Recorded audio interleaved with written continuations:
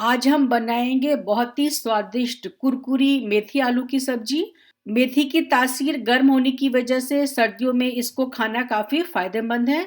और इस सब्जी की खासियत ये है कि ये खाने में जितनी टेस्टी होती है, इसको बनाना उतना ही आसान है। और आज मैं आपको एक ऐसी ट्रिक बताऊंगी जिससे कि इस सब्जी में बिल्कुल भी कड़वाहट नहीं रहेगी।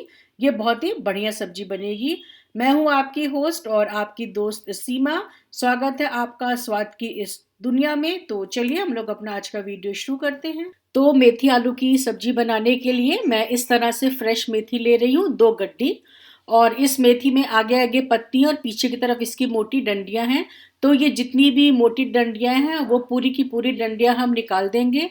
और जो इसमें से सॉफ्ट मुलायम डंडियां हैं उसी पोर्शन को और पत्ती वाले पोर्शन को हम लोग रखेंगे इस सब्जी को बनाने के लिए। तो इस तरह से मेथी की सारी मुलायम डंडियों और पत्तियों को हमने अलग कर लिया है। और अब काटने से पहले हम इनको धोएंगे, क्योंकि अगर हम काटने के बाद इनको धोएंगे तो इनके काफी सारे न्यूट्रिएंट्स निकल जाएंगे।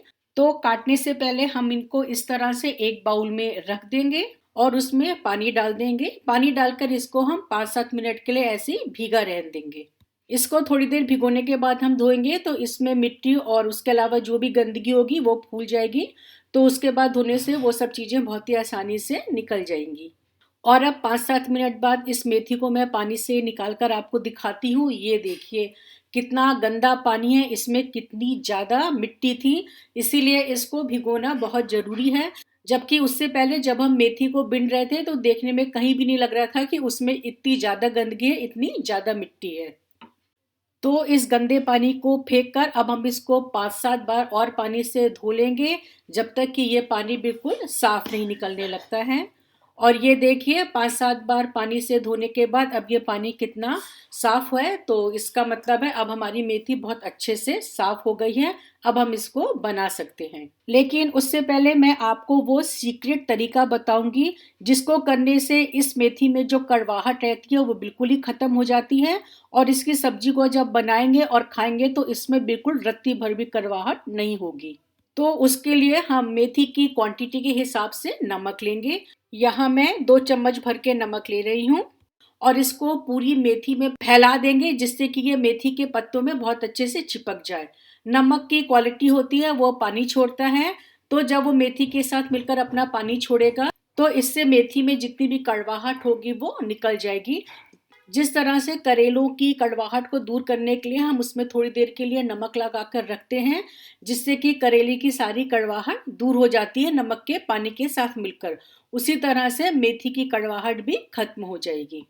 अब मेथी को इसी तरह से 5-10 मिनट के लिए छोड़ देंगे। और उसके बाद इसको 5-7 बार खूब अच्छे से पानी से धोएंगे, जिससे इसमें जितना भी नमक है वो पूरा का पूरा निकल आए, इसमें नमक बिल्कुल भी ना रहे। तो मेथी नमक को कुछ देर के लिए रेस्ट पर छोड़ देते हैं और तब तक हम इनके लिए आलू काट लेते हैं। तो इस तरह से देखिए जाड़ों में ये वाले आलू आते हैं जिनका छिलका बहुत ही पतला होता है। इनको छीलने की बिल्कुल भी जरूरत नहीं होती, इनको आप जरा सा रगड़िए तो ये बहुत ही इजिली निकल जाते हैं। तो इनका पूरा छिलका मैं नहीं निकालूंगी। और इनको हम इस तरह के छोटे छोटे पीसेस में काट लेंगे। इस तरह से सारे आलूओं को काटने के बाद एक बाउल में रख लेंगे और इनको हम एक बार फिर बहुत अच्छे से रगड़ रगड़ कर पानी से धोएंगे।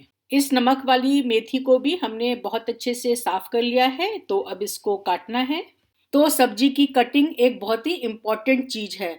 सब्जी का टेस्ट बहुत कुछ इस बात पर डिपेंड करता है कि वो काटी कैसे गई है। और स्पेशली हरी सब्जियों के साथ तो ये बहुत ही इम्पोर्टेंट है। तो इस मेथी को काटने के लिए हम इस तरह से उसकी एक गड्डी बना लेंगे और फिर इसको बहुत ही महीन महीन काटेंगे।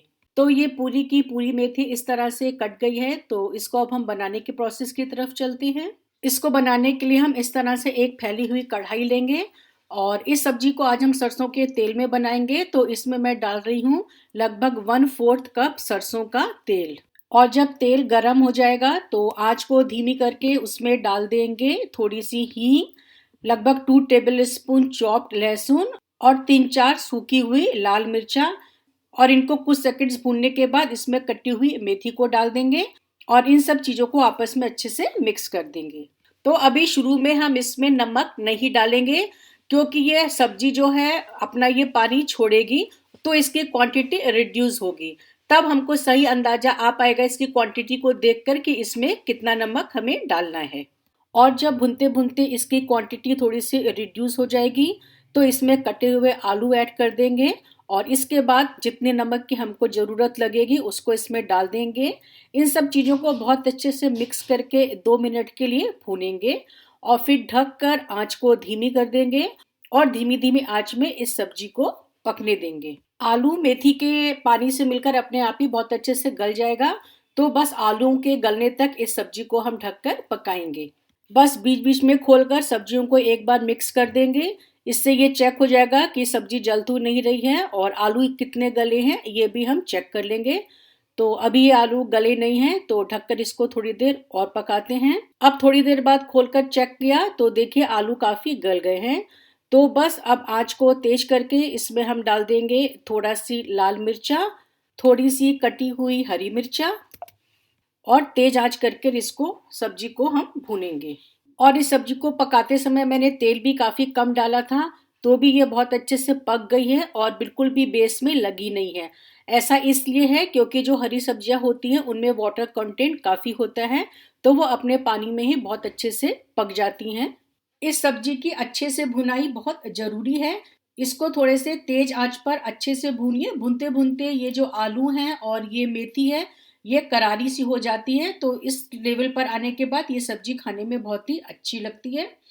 तो हमारी ये सब्जी भुनकर अच्छे से तैयार हो गई है, तो इसकी प्लेटिंग कर लेते हैं। इसको आप गर्मा गर्म पराठों के साथ खाइए। सीजन की ये सब्जी पराठों के साथ बहुत ही अच्छी लगती है। जल्दी ही मिलते हैं एक नई रेसिपी के साथ। तब तक be happy, be healthy and keep smiling.